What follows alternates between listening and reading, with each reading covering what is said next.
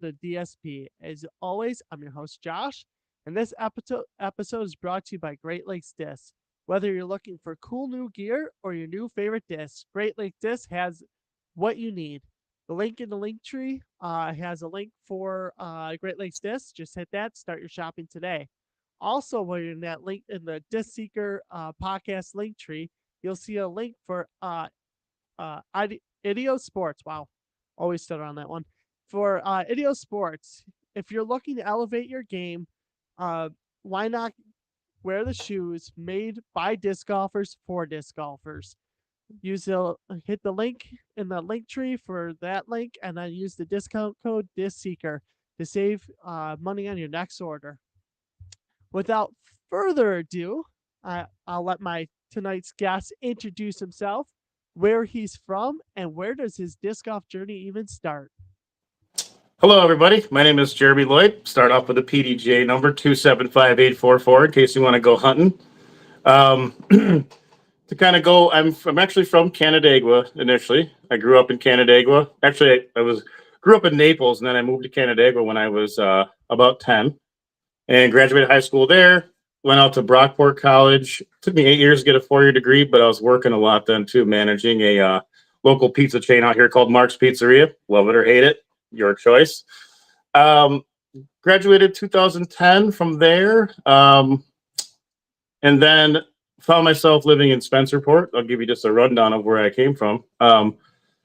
And from there, moved out to Newark, New York, which is across the whole town from when I lived in Spencerport, 2018. And that was, so on the way home from my work, I work in Webster. On the way home from my work is a disc golf course called Williamson Town Disc Golf Course. And I operate a pool company called Touch by the Sun Pools, and one of my customers actually lives across the street from Ellison Park, which I'm sure you probably know, Josh. And I've heard of it. Yeah, a lot of local people. It's a big hilly. It's on a hill, and got a lot of great holes, an amazing course. They actually lived across the street from that course, and the customer had given me a huge box of discs, like randomly about 10 years ago. And I was like, what are these? She's like, oh, there's a disc golf course across the way. And you could see the whole one's basket from where they lived.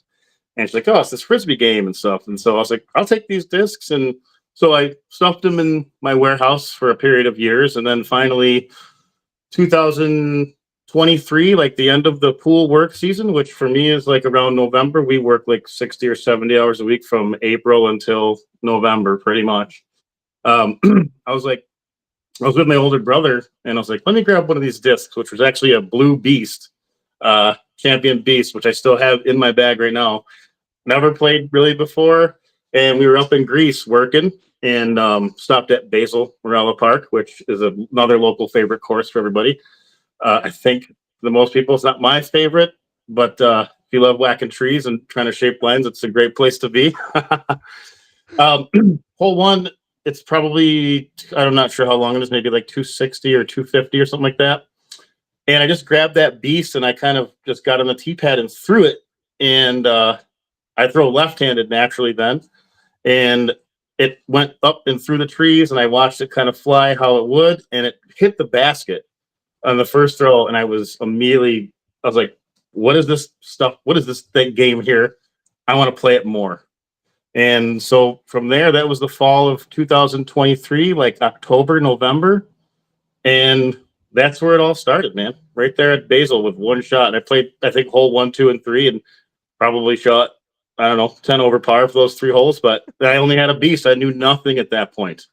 And I became obsessed with disc golf, like, quickly, man. Within probably 2 weeks, I was at a local store, Millennium Games, and getting a small little bag, which I still have, and stuffing it with everything I could buy. Like, what does this disc do? I don't know anything about this disc. How does this disc fly? How do you throw it? No idea. Didn't know they had different flight paths. It was just like, go on YouTube, watch this disc, buy it, throw it, see how it goes.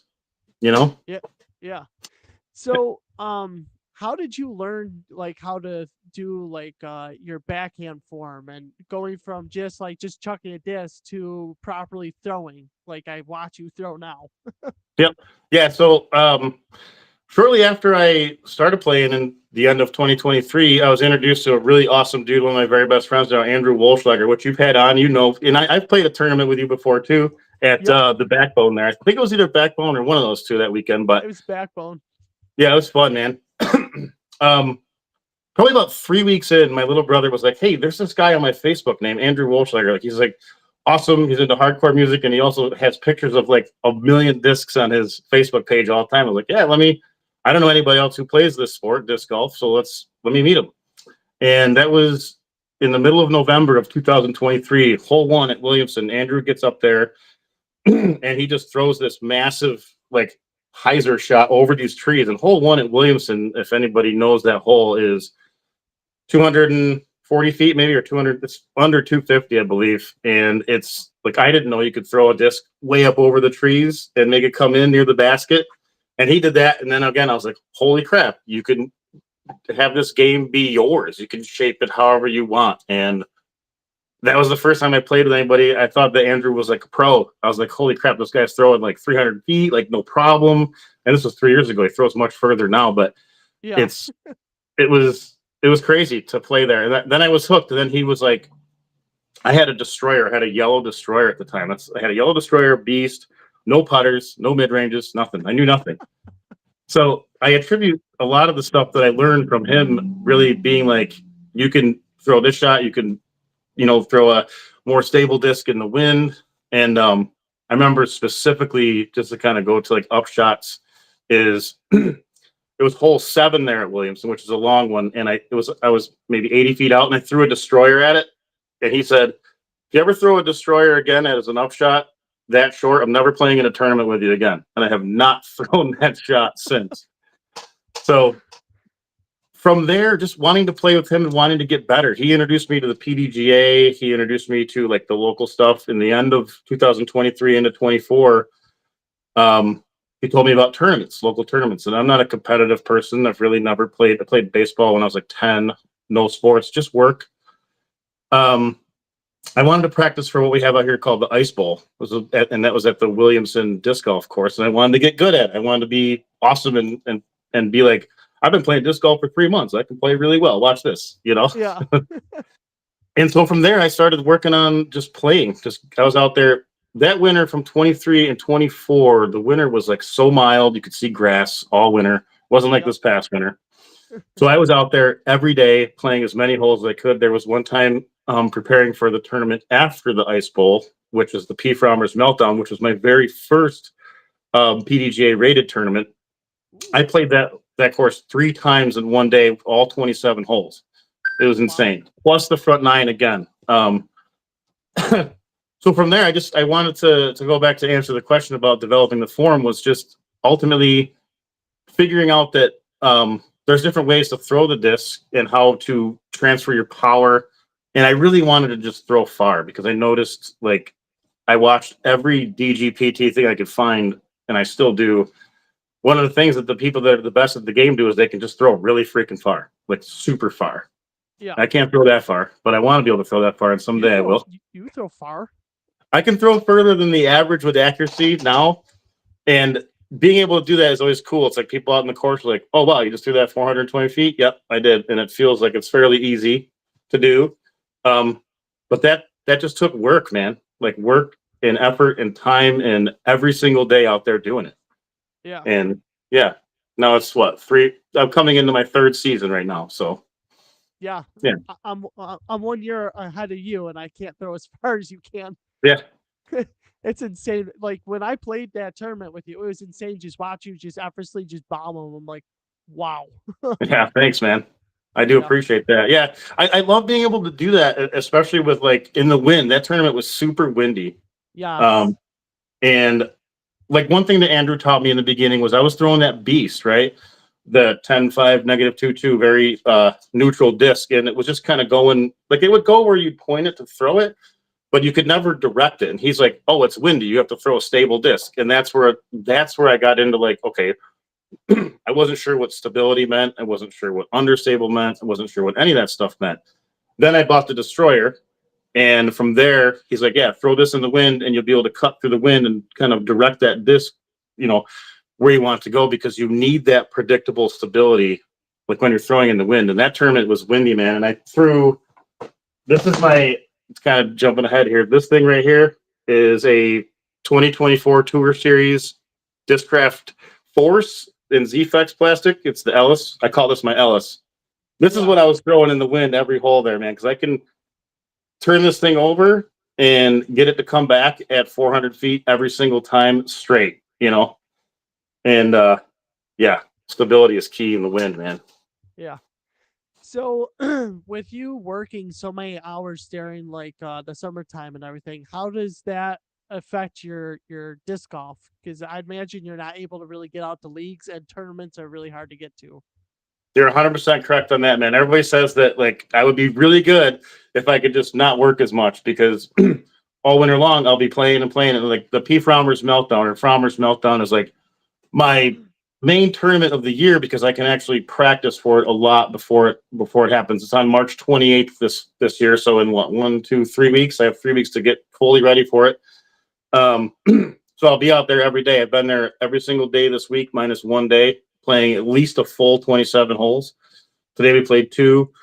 But yeah, once work hits, man, we have the Webster face-off here in the end of April.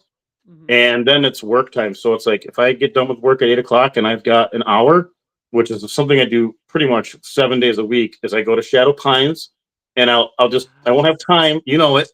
Love I that love course. that course. Same here, man. That's why I wanted to throw fire for that course, really. But finding the time to do it would be basically I have that hour before it gets dark after work. I say, being the owner of the company, I'm on the phone all the time. And if there's money to be made, we're going to make it. I have 7 employees that have a life that we have to figure out how to pay for. And so I'll go to Shadow Pines for an hour and just putt. I'll throw 150, 200 putts and just putt, putt, putt. So that's how I find time to putt. Kind of to transfer into that is very early on in disc golf, I learned that if you want to win, you have to be able to make your putts. Every putt in that circle, you need to be draining that thing every time, hitting chains.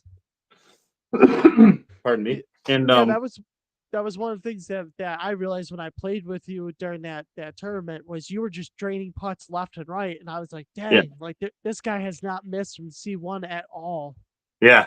Thanks, man. Yeah, that tournament was wild, and it was a lot of fun. But yeah, that's where it comes down to was the putting practice. If I can't get out there and throw, like I think I can throw fast and I can throw far. I know that. Can I shape a line? That's something I really want to work on this year is learning how to shape a line with, something that's a big flex line at like 300 feet out and it kind of comes back. I'm good at that. Yeah, but I know that that I could putt a lot, that I can putt a lot. If I can practice one thing, I can't get a full round in, I'll putt a ton. At Shadow Pines, it's not uncommon for me to go in there and throw the reds with one. If I got a disc, like just grab the destroyer and just throw the reds, forehand only, bring the destroyer and a putter, and that's it. Make every single destroyer disc land in the circle and hit the putt and move on. And if that's all I got time to do, it's all I got time to do. I don't get much practice from May till the end of June. It's pretty packed. And then with work, it slows down. Then I can practice more actually at the course and do field work. Luckily, I do have a big warehouse that I'm sitting in now, and I have a basket in here that I can putt at, like in between customers. Or I'm like, I'm going to take 10 minutes. I'm going to go throw 40 putts real quick, and I'm going to try to make 100% of them. So thankfully, I have that. So since you don't get most of your practice time in until like it gets colder, do you still like do field work in the snow, or do you find like a throwing net with like just a tech disc or just a throwing net just to get that throwing in?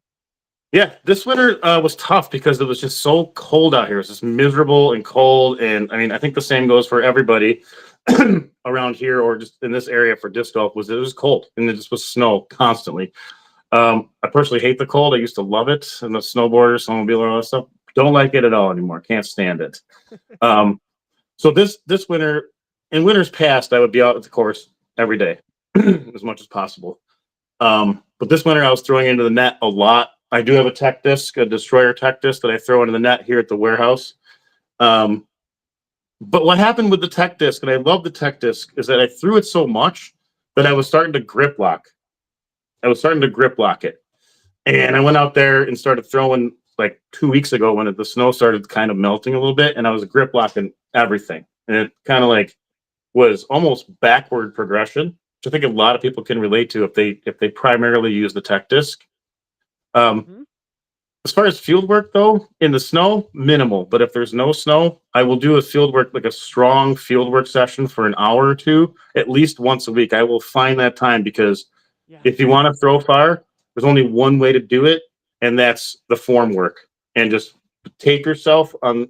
I have a bunch of work phones, so I'll set up like 3 cameras and I'll film myself.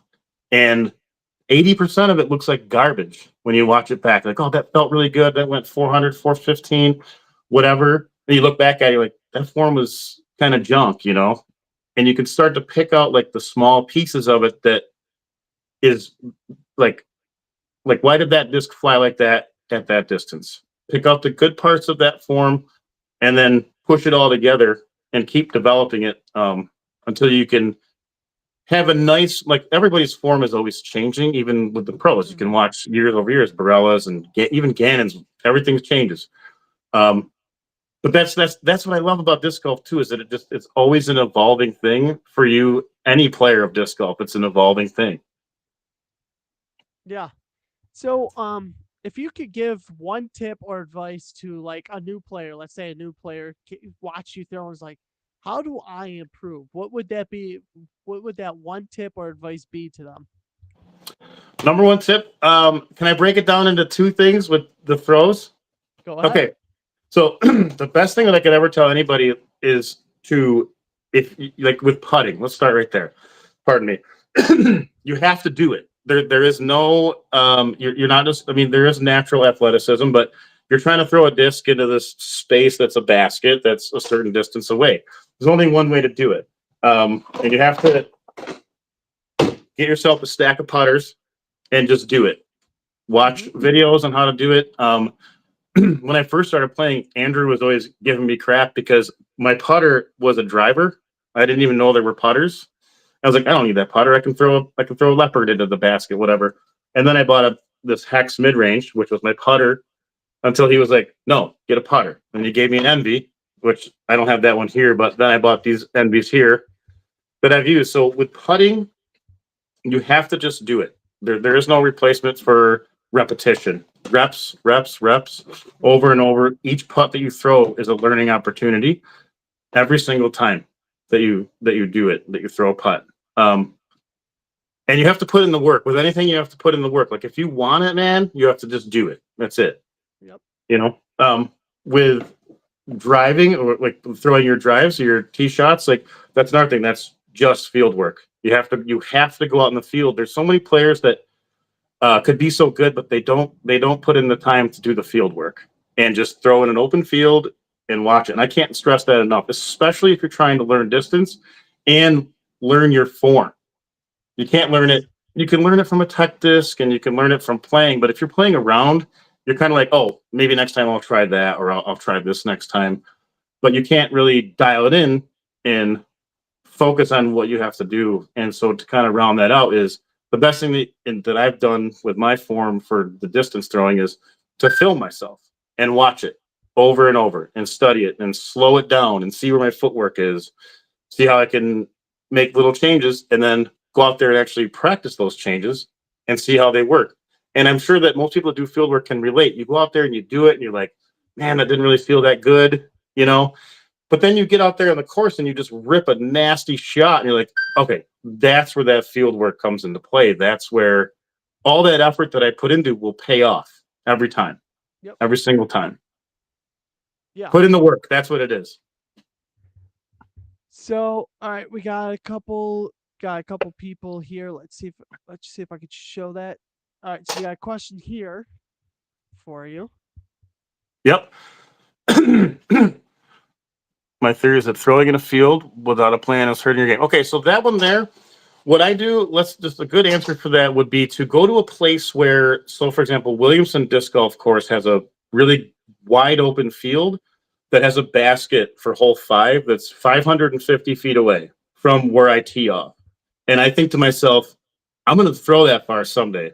Probably not. So I'm 42 or almost 42. So that's pretty tough to do. But I think that I'm going to do it.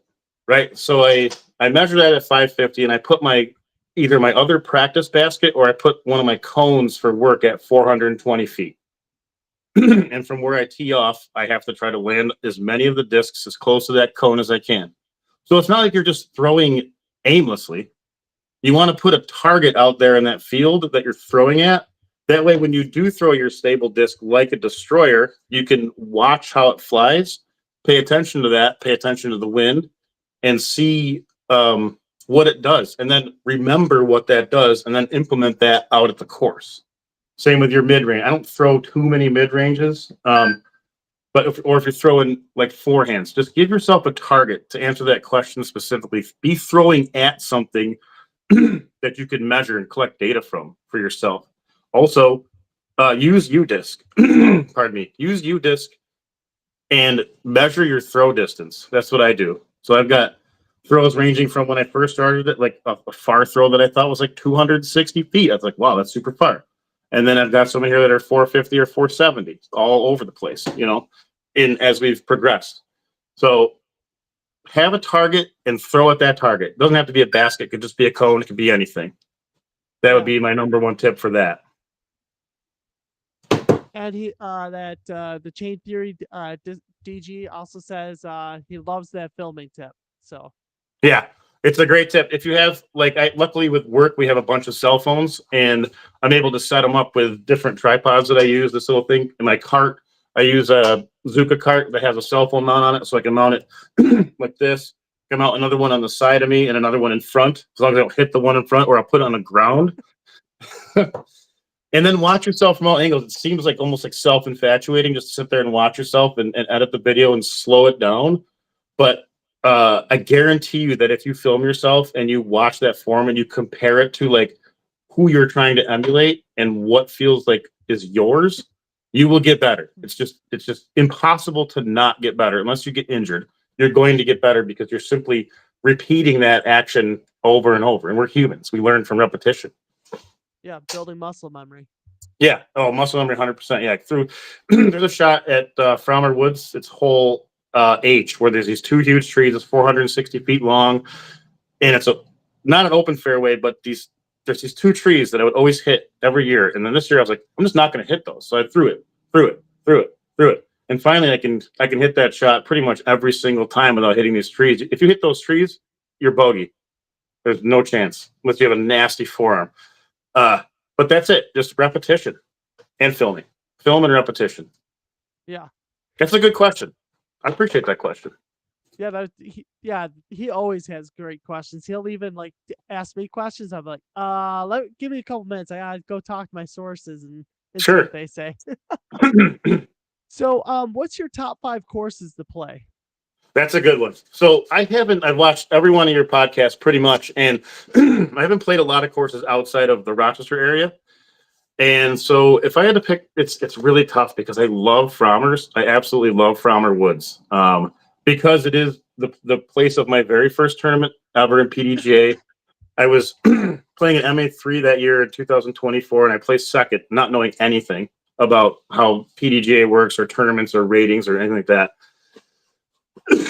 Pardon me. And so it's tough because I played like 250 rounds at Shadow Pines in the past 2.5 years. So by the data, it would say that Shadow Pines is my favorite. So the number one favorite course is going to be P. Frommers. I'm going to call that my favorite course because it's in the woods. You don't have to throw 400 feet all the time. It's got a lot of tight lines. It forces you. There are some people that don't do it, but it forces you to learn a good forehand. I throw left hand backhand and right hand forehand, and I putt right-handed. So it's kind of weird, but so P. Frommers is my favorite course that we have here, and then second would be Shadow Pines. Everybody loves Shadow Pines because it's a big, wide open course, pretty much.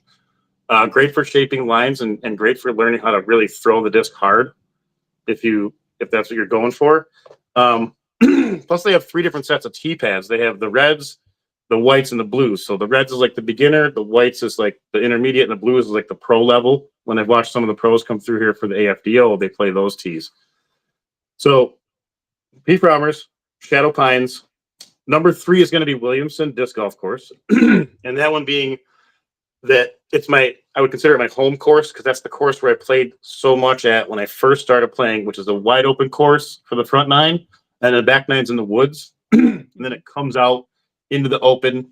There's a big hole 16 there, which is I think it's 440 feet, dogleg left, and so for a left-handed backhand player, that's pretty hard to throw that. So that's where I was like, okay, I have to try to learn how to throw a right-hand backhand now. So that's a hole where I focus on learning that there, right-hand backhand. So P. Frommer's, Shadow Pines, Williamson Disc Golf Course, and then let me think here. It's tough. I have a really sweet spot for this tiny little course we have here in Webster. It's at North Ponds Park. It's a little bitty baby course. Do you know it? I heard a bunch of people talking about it, so I was like, Oh, maybe I'll have to check it out at some point. oh, it's a little cutesy. There's always geese there, and there's a lot of people, but it's a little 9-hole, and it's actually where I got my first ace on hole 9 there, which happens to be the longest hole. I got it with that yellow destroyer that Andrew told me don't throw that for up shots, which I didn't. That was a full drive at 250 something feet. I love that course because when I first started playing, when I moved to Webster, that's where I would go, thinking that was like what disc golf was that course. And then Chilai. I love Chilai. Chilai would be number 5. You do too, I know. Yes. Yep. Chilai is super fun. It's super demanding. I also love it because when I go there and I play it, I think it was the 2014 Worlds, maybe. You can, maybe that's the case. Or not Worlds. One of the big time tournaments. Big Germ was there. Simon Lizotte was there. Dave Feldberg and another guy, maybe Nate Dot, somebody. So when I go there and play it, and you can watch that video on YouTube, you can actually imagine them there playing that course, and you're like, oh, Simon was right there when he made that putt on 3, and Dave Feldberg was right here when he tied Simon for the playoff on 18. That son of a gun, Yeah. So number 1 course, Frommer Woods. Number 2, what was it? Williamson. Yeah. Shadow Pines. Number 3, Williamson. Number 4, North Ponds Park. And number 5 is Chilai. I love Chilai.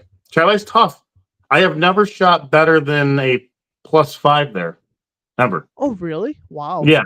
Yep. Yeah, that's a tough course. Super tough. It is. You could be on a heater for the front 9 and back 9 just wobs you. Yep. Yeah. If you don't get you get hole 10, get a good shot in hole 10, then you get the hole 11. You know that long one. Everybody knows the long one. Oh yes. If you go be there. It's like your round that you started off maybe 2 or 3 down. You're like, now I'm even again. I love that course. Yeah, that course to me is just it's magical. It's a magical course, Charlie. I don't get to play it a lot because I live in Webster and it's 35 minutes out towards you. But when the tournaments are there and I'm practicing for that, I make the drive out there and I play it, 2 rounds if I can per day, and just rip it and let it rip. That's not really a bomber course. It's a very technical course that you have to really nail your lines with. Yes. So Chain Theory DG has another question. He says, sure. For those outside of New York, what's your favorite type of course? Wooded, open, mix, etc.? That's a tough one. I like them. So for me, I like it. I love an open course. I love an open course because I like to throw. I like to just huck it and throw it fast and hard as far as I can. An open course is pretty much by default. If you can throw it further than other people, you're probably going to win in a tournament. Pretty much. If you can throw it, combine that with a good upshot and you're good at putting, hitting those C1 putts as much as you can, you're probably going to win or at least place, in the top 3, get a podium finish. So open course for me all the time. Although I love woods because in woods, nothing beats throwing a nice full flex shot through the trees and just sitting back and watching that disc just travel through. And then it's oh, it looks so good. And then whack, tree. We all know that. Yes. For me personally, I like open as well. I'm not a woods golfer at all because I throw forehand flex dominant, Yep. so you can't really flex the felon too much in woods. So Yeah, and I need to make it out. So my disc golf, all of my disc golf has been played pretty much within the Rochester courses, a little bit out. But last year was awesome because I was going down to Ocean City with my beautiful future wife and children, and we stopped at Failer Lake. I was like, we're gonna stop at Failer Lake real quick down here in PA because the go throw event, one of the very first things I ever watched on YouTube, which is also like how I've developed my disc golf game, was just like watching. I have watched every single DGP tournament since 2024 when I first started getting into this. I've watched every round of every MPO card. But I remember like finding Go Throw with Luke Humphreys there, and he had like Heimberg and Barella was at Failer Lake, and there's this one hole, it's hole 6, and it's like 900 feet, but you're like 300 feet elevated from the tee pad. And I was like, I have to throw that hole. So we stopped there. It was pouring rain. Me and my future son or stepson Dom, we worked our way through the course, got up to hole 6, and I sent you that video, and that's where I was bombing that destroyer off the top of that. That thing went like 450, like about 450 feet down that hill, and it was, I mean, throwing off 300 feet, it's going to go far. But man, that was sick. I only had time to play up to hole 6, but that course is amazing. That's the only other course I played outside of the Rochester area. I haven't been out your way because I know you guys have like Bond, I think is like or Emory, Bond, Como. Yeah. Yeah. I need to get out there in Buffalo, so that's one of my main goals this year is to be able to like. I've been running this company for 14 years. It's time to take a little bit for myself, and so this year I'm really going to try to play as many tournaments as I possibly can, stay in good physical conditioning, good shape, and just keep trying to win as much as I can. But also expand outward. I want to play those Buffalo courses. I know there's some awesome Syracuse courses that I want to play. But also I'm fine right here in Rochester just playing these courses over and over and over. Yeah. Yeah, I would highly suggest coming out this way for like Bond Lake Open and then Western New York AM Championship. Yeah, So when is that? Is that in August? Next, hold on, it's April. It's in May. Both of them are in May. Yep. Of course, when I'm working 100 hours a week, that's what it is. Yeah. May. Yes. Yep. Yeah. So, yeah. So what are you throwing this year? Let's go through your bag. Yeah, so I brought some of the mainstays here in with me. I left the majority of the bag in there, but we're gonna start with let's start with the drivers, like most people. Well, I guess the driver. I'm gonna end with the putters, unlike the pros that do their thing and they end with their drivers. So I'm gonna start with the drivers. Number one driver that I throw right now, pretty much everywhere, is the Destroyer, max weight Destroyer. 173.5 Destroyer, because you can throw this thing fast. I have an arm speed of about 62 at max right now. And you can point any of these stable discs. Like if you throw them hard, they're going to go exactly where you want them to. They're going to go, if you want them to go straight, throw them with a tiny bit of anhydrous, let them rip, but you got to throw them fast. You can guide the wind with these things. So the Destroyer would be number one disc. Then number two, if it's windy, always the Force, like we were talking about earlier. This particular Force, and actually, my Millennium Games, they put this Jawbreaker Z Flex plastic on clearance at 40%. I went there and bought every single one they had left because 40% off is a good deal. I don't want to lose this. This was one of my first discs I ever bought, and like this is the 400-foot bomber in the wind. This thing, and I have big hands, so you can grab the heck out of it and really squeeze. I did a clinic with Zach Nash, and he said you got to squeeze the back of the disc as much as you can. So, being that it has a big rim, I can grab the heck out. Like I feel like I'm going to crush this disc, and it's already flat. You know what I mean? Yeah. So in the wind, no matter what, if it's as much wind as possible, the Force, the Destroyer is the main thing. For my big shots that are anything like 420 or so, it's going to be the Corvette. I don't know. I know one other person that I play with that throws a Corvette. It's a 14 speed. I'm not sure why more people don't throw it because it is fairly stable. It's flippy.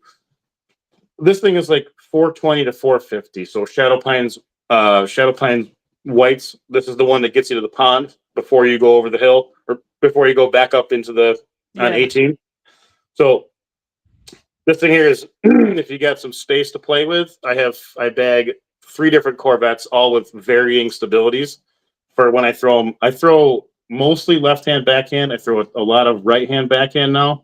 I don't forehand the Corvette at all, but when you want to throw far, this is what I throw. Let's see. We'll go down by speed.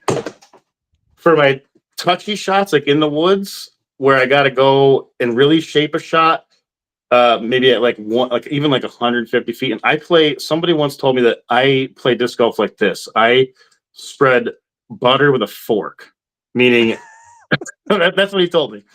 So I throw like non-conventional discs for the particular hole. Let's say you got a 150 foot upshot that's you got to get through some trees, right? Some people are like, you should be throwing a mid-range. I'm like, okay, well, I know how to throw. So for that in the woods, I'll be throwing this orc 10 speed, overstable, kind of 10, 4, -1, 3, because I can bend this disc. If I throw it with a forehand, I can make this disc travel and then it'll always come back. So I know that I'm not throwing straight at the basket. I can really twist this thing through the woods. If I throw it flat, it's only going to go straight and then hyzer out with a forehand. There's that. And then I just recently started throwing the Eagle backhand. This thing rips. And I know Calvin Heimberg has this Eagle that he throws like 480 feet every time he throws it. I'm like, maybe if I get an Eagle, I can do that. But Andrew gave this to me recently, and I started throwing it. This thing is amazing. So if you don't have an Eagle 7-speed, I think it is. This is a pre-flight number version. So this is really old. But for a really straight tee shot in the woods, this thing just goes straight. If you throw it flat, it kind of turns a little bit and then comes back and lands. Forehand, if you really wrench on it and get it to spin fast, it'll actually turn over a lot more and then kind of stay turned over if you can get it spinning fast enough. So if you got to get up and around a tree and just blast down behind it, this Eagle is amazing. Another one that's recently I've turned on to since last year at Chile is this Westside Anvil. Yes. Really good friend. Yeah, you know it. Good friend of mine, Pat. Use that. Yeah, exactly. Pat and Clem. I think he was on the card with us. He gave me one of these before a tournament, and I threw it. And I was like, "Yo, I hate the zone for some reason. I'm not a zone person, but this thing just fits. This is my forehand grip right here on everything. Let's see. I don't know what you call that, but that's my forehand grip. Yeah. Forehand comes out at about 60 miles an hour, but this thing here is the Anvil, man. It's just it's an anvil. Like you throw this beautiful. thing, it's the best. For me, it's the best upshot disc under 100 feet. It is. Where you throw it at what you're looking at, and you just throw it with the right amount of hyzer, and it's just going to come and crash down and stay right there. And you can skip those. You can skip the crap out of this thing. I learned last week in the snow, man. This thing was like flying. Yes. I love this disc. I can't find. I'm just going to throw this. This is going to stay in the bag. I just gave one of mine away today. I was playing with my buddy Andrew today, and he didn't have an anvil, and I had an extra one in my bag. I'm like, dude, try this. He loved it. I'm like, dude, keep it. Yep. You're gonna love it. He's an anvil guy. He's hooked. Everybody should have an anvil. The zone is a similar flight number to this, but it just doesn't, for me, it doesn't feel good in the hand. Like this feels perfect. Like as far as a forehand grip, this is perfect. I would never throw this backhand because it just is so overstable that I wouldn't be able to just make it do what I want to do. But man, I love this thing. Sort of its little complementary disc that I throw here is the Buzz OS, forehand only. Buzz OS is great for when you have a perfectly straight upshot that you just need it to just kind of stop. Not hyzer out and smash down, but just kind of poof and stop. And this thing is amazing. I couldn't play without this. Yeah. Now, lastly, we'll go into the putter. Actually, here's one of my other mid-range. This is that hex we showed earlier. This is a hex I got out of when Andrew was like, "Oh, MVP makes a thing called the Gyropalooza box. You can spend $120 and get a bunch of random discs." And I was like, "Okay, I'll buy that." This came in it, and I love this thing. So this goes with my putter every single time. I putt with a Fission Envy, which some people are always like, "Why do you use premium plastic for putters?" I'm like, I don't know. This is just what I use. And I got probably 20 of them, but I have 5 that I practice with every time I practice putting. So I putt right-handed, and I hold this hex in my left hand as a counterweight. So when I'm putting, it's like that, Yep. And then I have a weird shot. It's kind of a horseshoe shot that I throw, which I don't know if you saw that, but that's a 150-foot shot. If I got this in my hand, that's coming out for that horseshoe shot where I just kind of flick it up and then bam, under the basket 99% of the time with this. So if I didn't have these two discs, I wouldn't be disc golfing. Nope. These die with me. Don't ever lose. Those are my mainstays. I do have a cart full of discs, but these are my main stuff right here. Yeah, can't live without them. Yeah. Nope. We have a comment in here that says, doing drills that work on specific things. Don't practice bad habits. Practice the correct way. 100% agree with that. I love that statement. There was a video where Gannon Burr, I think, was doing his putts. He's like, he was doing a putting practice video, and he said something like, never, ever just throw a junk putt. Just don't ever throw a junk putt. Like, how you're just out there doing a practice run, you kind of pick up your disc, just kind of toss it. Don't ever do that because it's a wasted rep. Yes. Simple as that. So when you're putting practice, when I grab my 5 putters and I go out there and I have my counterweight in this hand and my left hand because I putt right-handed, every putt I make is with intention. Every single putt that I throw is with intention. There's never like, oh, I missed the first one, I still got to throw these 4, and just kind of like it would be a waste, right? Yes. That's a great statement that he made there. My thing is, if you're not going to put in the effort in practice, then just go home. Don't even bother. 100%. You're not going to get better if you're not trying your absolute hardest to be better. And for me, like 80% is not good enough. 90% is not good enough. I want 100%. That's it. Unquestionable. Yes. Yep. Always. 100%. So, what are your goals for this year? So this year is kind of a cool year because for some reason, when I first started disc golfing back in 23 and into 24, when I got introduced to like the divisions of disc golf, like the AM or the AM divisions or the MA divisions, I thought like year 1 you'd be MA3, year 2 you'd be MA2, and year 3 you'd be MA1. So that's kind of what I'm doing now. This is going to be my first year playing in MA1. I did sign up for what's that? I said you're leaving me. I know. I'm sorry. That's the hardest part, man. I know. It's the hardest part because everyone's always like, "Oh man, you're like sandbagging." You're like, when I first started this year, I was like 895 rated, and then started getting, I was like 912. People like, "You're just, oh, you bagger. You're in MA2, you bagging." And then I was throwing like 940 to like, I threw, my best round was 980 round that I shot this past year. But somewhere between like 930 and 950 was like my range. So this year, going up to MA1, it brings a whole new level of challenges. And one of my like hardest things that I have with that is like all the people that I play with that I've come up with the last 2.5 years are like the MA2 people that I just want to play disc golf with the people that I love, like those guys, Andrew and Pat and Brad and everybody like that. And so like when we play these tournaments, I'm already thinking like, okay, if I play MA1 without Frommer's is a flex start, so you can play with whoever to start. Yeah. But when I play like the end of the year tournaments or whatever, then I'm going to play with other people that I don't really know. But my goal with that is to learn, because every single tournament I play with somebody, there's always somebody that I'm watching that's better than me. Always. There's always somebody better.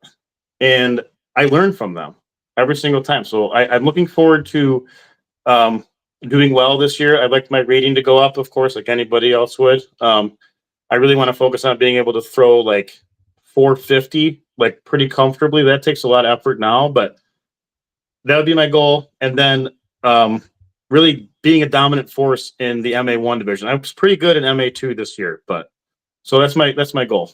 You got a question? Just a comment from my buddy saying that he enjoyed the anvil I gave him. Yeah. Hey man, Good shot. I got 4 of these things now, but this one here is my favorite. This tournament plastic. It feels like star plastic from Innova. But yeah, have you done the VIP plastic? I do have one VIP. That one almost feels like a hard champion plastic to me. Not that I don't like it, but this one here just kind of hits the ground, just goes blonk and stops unless it's snowing. Yeah, the VIPs, those ones will hit the ground and give you a nice skip, which I love. That could be an ace. There could be a skip ace with that thing. Yeah. Definitely. So as we're wrapping this up, you got any questions for me? Yeah, man, I've been thinking about this for a while. How do you get your guests? Because you've had Holland Hammy. She's a DGPT pro player. You had Joel Freeman on the other week or the other day. And you even had Jay Milley. I mean, that's a YouTube like disc golf fantastic start. How do you get your guests? Like, I'm super proud to see you doing that, and especially since I know you kind of, you know what I mean? Well, you know the saying, like the saying, "Oh, he shoots his shot." Well, I shoot my shot literally. I Yeah, just send messages out to anybody that I think, oh, that you'll be a good guest, or even like a pro. I shoot my shot. Just tell them, hey, this is what my show is about. Would you have any interest? I've yeah, gotten turned down a bunch of times, of and course. then other times people are like, yeah, sure, I'll come on, and be like, yes, sweet. Yeah. That's awesome, man. Yeah, like you should be proud. I hope that you're proud of yourself for what you do, because even like this one here, I can see like the background, the audio is fantastic. Your audio is sensational. It just looks really good. So you've come like you've come from like basically not being a podcast right now. You're like basically like I watch all of them. You're doing Yeah, awesome stuff for here, man. Yeah. yeah. What is your goal this year? My goals this year, Yeah, just to like really focus on having a lot of fun during tournaments. I gotta yeah, stop putting this unnecessary pressure on myself of being like perfect. So I just kind of want to like just go out there, nice, easy, relax this year. And if I mess up, I mess up, whatever. yeah. There's no point in getting mad. That's one like a tip that I would give to people is like I don't get mad at anything. Like I don't care unless you're hurting my family. Like I don't care what you do. Like what this disc golf, right? So people who get mad at disc golf, it kind of steamrolls. Like who cares? You hit a tree that's 10 feet in front of you. Like get over there, make your shot, just don't do it again. Number one tip: don't get mad. You know. Yep. Yep. And then as far as the show goes, I just want to keep on getting as many people on here as I can and get their story out there. Yeah, and I So love it. I love being like an amateur player here that's on your show, and you've had pros on here, and it's like an honor, man. So thank yeah. you. Yeah. Any other questions? That's all I got for you right now, man. I'm looking forward to seeing you out there this year. Hopefully, I can make it out your way and into a tournament like you made it out our way. So, Yeah, I'm looking forward to playing with you. I'll be out in Rochester a lot this year. So Awesome. What do you have? Do you have any? What are you playing? Do you know what you're playing yet? I'm gonna do as much of the dirt cheap series that Yes. you guys have going on, and Yeah. then I'll of course be doing AFDO if that's announced soon. I I'm not haven't sure. seen that yet. Yeah, I'm kind of wondering if because World Ams will be here in Buffalo. I wonder if that has anything to do with it, but I I think it haven't does. seen. Yeah, and maybe it does, but and then if AFDO doesn't happen, and then I'll definitely be doing that T-Rex flex at the end of the year at Chile. Yeah, that's the last. Did you play that last year? Yes. Yeah, that's the last time I saw you. I wasn't on your card. Obviously, Andrew and I, we had the 12-12 tea time, I think it was, or something like that. But Yeah. I saw you out there. Yeah, I was doing great that round, and I was throwing a heater, and then the final hole, I misplayed the whole hole, like the whole hole. I ended up Hmm. going down the left side instead of staying to the right, and then Okay. I just kept getting in trouble every Yep. throw. I was like, oh boy, That hole can do it to you, man. Absolutely. yeah, Yep.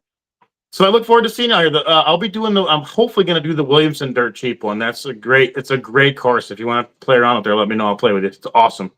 okay, Awesome course. definitely Great place for a cool, tournament. yeah.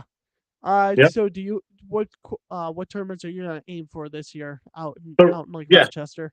Yeah, right now I got the Frommer's Meltdown on the 28th, and then there's the Webster Face Off, which I love. That's a temporary course that gets set up only two times well, I think it's twice a year, but um, I am in the MA 40 division on that one. I'm gonna probably bump up to MA 1 depending on how the course looks and just that's when I start working so much. So my practice time goes from as much as I want to basically zero.